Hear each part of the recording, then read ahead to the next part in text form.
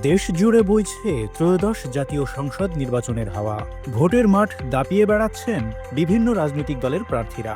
পঞ্চগড় সদর, তেঁতুলিয়া ও অটোয়ারি নিয়ে গঠিত পঞ্চগড় ১ আসন, যেখানে মোটর গাড়ি প্রতীকে ভোট চেয়ে গণসংযোগ করছেন বাংলাদেশ জাসদের সাধারণ সম্পাদক নাজমুল হক প্রধান। আপনারা সবাই ভোট দিতে যাবেন, নারী পুরুষ নির্বিশেষে ভোট দেবেন।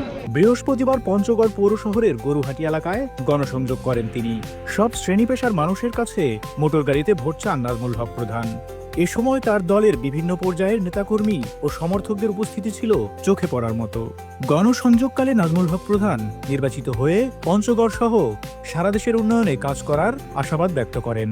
প্রাচীন মার্কা লাঙ্গল নাই, মশাল নাই, নৌকা নাই, মোটর গাড়ি ছাড়া উপায় নাই।